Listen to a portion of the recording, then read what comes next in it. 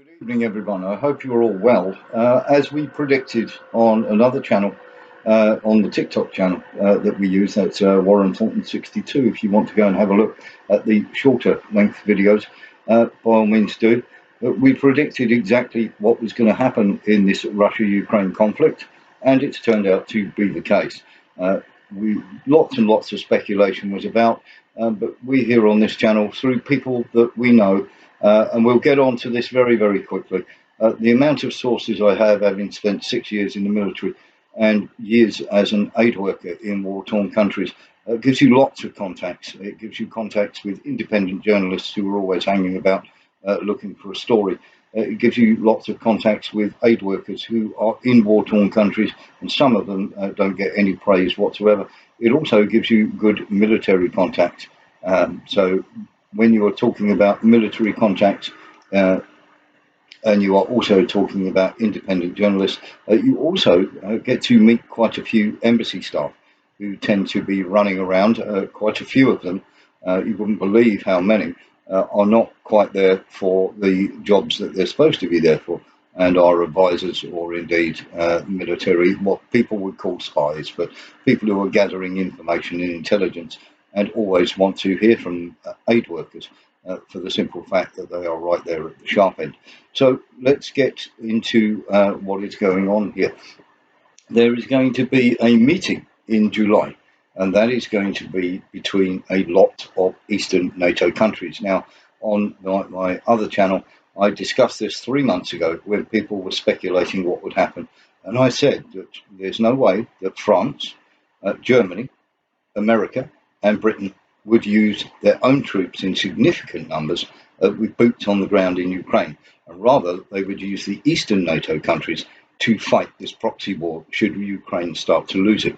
Ukraine are losing, and they're losing badly. And anybody who thinks differently is, right up there with the spin doctors who think that they destroyed their own pipeline and they destroyed the dam that they were controlling. It is very, very easy to knock these idiots into a cocked hat. If Russia wanted to stop the pipeline from supplying gas, all they had to do was turn off the tap at their end. Very, very simple. And anybody else coming out with any other nonsense about this is absolutely as baked into the mainstream narrative as the rest of the politicians. And the same goes for the dam. There's no military advantage whatsoever for Russia to do this. It destroys their defences, which most of them are, let's face it, trenches and also underground bunkers, which will flood and will take a long, long time for that water to be cleared from there. It gives the Ukrainians a massive advantage in that it lowers the level of the dam, and that makes Zaporozhye power plant easier to try and attack. The other thing is they wouldn't cut off their own source of water to Crimea. And the other most compelling case that you can make to these trolls, and once again, this argument will knock them into a cocked hat. They have no argument to this whatsoever. If Russia really wanted to flood that plain, all they had to do was open all the sluices. And I am reliably informed by an engineer who specialises in this sort of dam work that the volume of water that was against that dam and the amount of water that could be pumped out of that hydroelectric plant would be sufficient to cause that, no problem whatsoever. So the Russians would not have needed to blow it up. All they needed to do was just open all the sluices. Getting back to this conference that's going to be happening in the middle of July, this is going to be an effort to get the Czech Republic and to get Poland especially to front this. And there's going to be about 8 or 9 countries, as I say, that border Russia, that are going to be invited to this conference.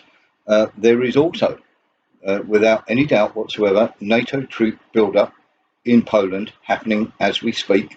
I have this from people who live in Poland who talk to me quite often, and I also am hearing this from people that I trust and know very well in the Czech Republic. There is training going on there. There are many troops have gone into the Czech Republic over the last month or so, and this is a very real possibility that these Eastern NATO countries are going to be used by America, Germany, Britain, France to fight this proxy war. They're certainly not going to get their hands dirty. I'm going to explain to you why they're not going to get their hands dirty. The French were pretty much chased out of Africa by Wagner, and this has been a dent to them, and they're pretty good for, shall we say, a holiday in in Africa, but they're not much cop as a fighting force at the moment. The Germans are even worse off. Should the Poles decide to turn around and invade Germany, they could probably do it in a couple of, I would imagine, in a couple of months flat. So poor is the level of the German armed forces. Britain doesn't shape up much better.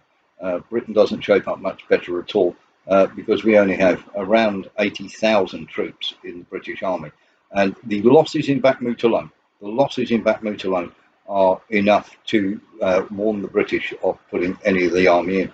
What you have to remember is if the British Army had gone into Bakhmut, they would almost be utterly have been destroyed in terms of losses. People say, oh, Bakhmut, only these people died and these people died. They don't count the missing, and there are many, many more bodies. When we talk about people repatriating bodies, it takes a long, long time to find them. There are many, many bodies get buried under rubble. Many are in surrounding areas like woods and channels and canals and things like that, where you find bodies, and you find quite a lot of them. I know people who have been doing this, and they always say, for every body you find right at the very start, for every one death, there is at least one or two bodies hidden from your view that you will find at a later date. So the true cost of the amount of people who died in Bakhmut in terms of Ukrainian soldiers, it started at 50,000, it went up to 61, then it went up to 70. It's now standing at around 74, 75. But we're not even talking about any of the rubble or anything being moved. And then when you add in Mariinka and Adivka, it's going to be pretty appalling. The other thing that we need to think about here, and this is major, major important, is if they do decide to go in, they will rush Ukraine through into NATO. And then they will put their forces in there, and there'll be a NATO force in there. And this is a dangerous escalation that has to be stopped. This shouldn't be allowed. It's going to come. We warned about this about 3 months ago, that this was the next step on the escalation. After, obviously, we had the depleted uranium shells, and we had various boots on the ground as well. And this is just another step in the escalation to where these warmongers want to get to. And if you don't believe me, you just have to go and look at a guy called Rasmussen, who is about as warmongering as possible. And the other reason that why America won't commit troops to the ground, and they will literally use the Eastern NATO forces and those countries and get those people killed in large numbers, is because they didn't fare too well in Korea and Vietnam. And that is something that is very much still weighing on the American conscience. And you have to remember too that we're now entering into a war-like situation where the Americans won't commit troops because of the election that is coming up. Now, they will promise you no boots on the ground whatsoever, as they did in '64 with Lyndon B. Johnson, who turned around and said there would be no boots on the ground whatsoever. As soon as the election was over, a year later, there were American troops in Vietnam, and nothing is any different. This is exactly from the same playbook, and it's going to have exactly the same result. The Americans are not too keen on fighting the war away from home anymore after Korea and Vietnam. They would much, much rather Europe gets involved in this war, and they do it, and that they stay in the background and supply with everything that they can. They'll take a small role in it, but they are pulling the strings, and Europe are dancing to their tune, especially Rishi Sunak. Thank you for listening, and do come again and see us tomorrow.